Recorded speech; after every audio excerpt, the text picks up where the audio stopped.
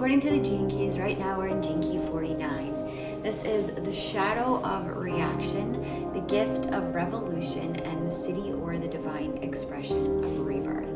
So I wanted to bring in the Tao Oracle to share the hexagram that accompanies this one. So 49, revolution. This is the artwork here. I see this phoenix rising from the ashes here. Transformation, a radical change. Give up the old to make way for the new. A quantum leap. We've got a full moon in Leo tomorrow. We got that vibe already coming in today. So this is by Deva, Padma, and this is an illuminated new approach to the I Ching. So I'm going to read from the Book of Changes a little bit about Gene Key 49 or hexagram 49 revolution, and then the changes, the 6 lines. We may feel ourselves having an alchemical journey through them. We might feel ourselves resonating with one or maybe 2 of them. So let's check it out. The time of revolution is a time of breakthrough when, often in spite of our own desires, the old drops away and is replaced by the new. No snake ever resists shedding its skin, however uncomfortable the experience may be.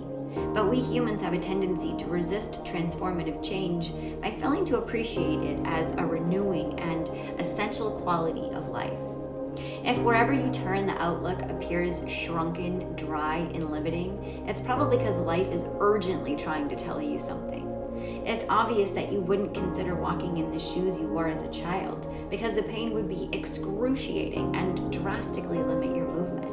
But on the more subtle psychological level, we all tend to overlook the warning signs when a change is overdue.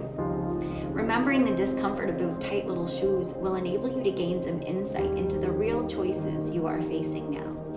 The most important choice is whether you go willingly with the strong transforming current that's active now, or whether you expend energy resisting it and go down kicking and screaming.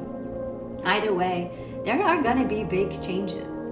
Revolution emphasizes taking a quantum leap, whether you think you're ready or not, and remaining bound to what you've outgrown will become increasingly difficult and restrictive until finally you are brought to a standstill because of it. Growth is not an easy process. It's risky and sometimes frightening, but with courage and fortitude, we become stronger, more supple, and hopefully more aware. Releasing your grip on whatever you're clinging to, whether it's an identity, a relationship, a place, or a thing, may seem impossible at first. But once you feel the truth of it, all the way to your bones, letting go becomes easy and easier, and even can be exhilarating. The taste of the freedom you will have when you disengage from habitual behavior patterns will stimulate new behavior and new attitudes. What you once perceived to be a breakdown will begin to look like a breakthrough. In mythology, the process of inner revolution is represented by the life, death, and rebirth of the phoenix, a magnificent bird that cyclically arises from the ashes of its previous self. Becoming attuned to the qualities of the phoenix means learning to live without guarantees and to appreciate the ebbing and flowing cycles of life. Although it might seem more like a whitewater rafting than drifting lazily in your canoe right now, it's important not to get distracted and lose perspective. Drop worrying about how to get it right. What is needed is trust that the surging current of change will take you to where you really need to be. There's no point in attempting to predict outcomes because the scope of this revolution is far greater than what can be seen at this time.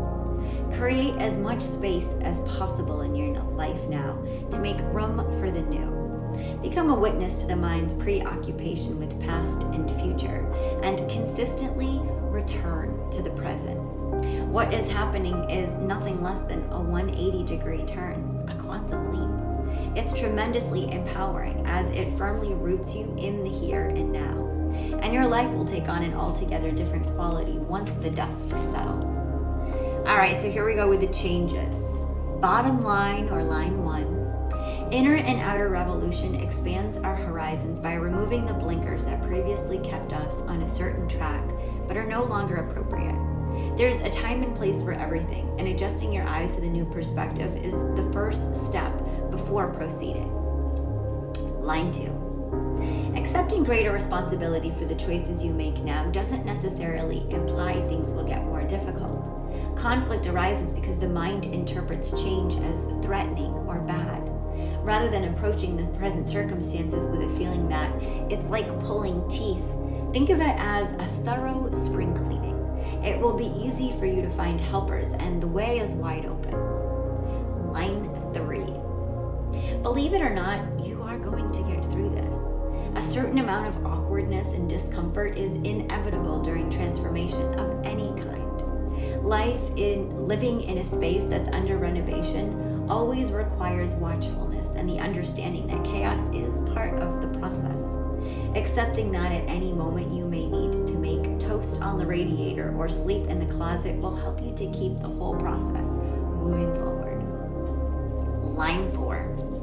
It usually takes the mind a while to catch up to the reality of change. Initially, we'll fight it tooth and nail. Remember that supporting change is a totally different approach from just enduring it, and that bitching and moaning simply prolongs the discomfort. Staying flexible and working with, not against, whatever is happening will shed light on inner strengths that may have previously been dormant or undeveloped.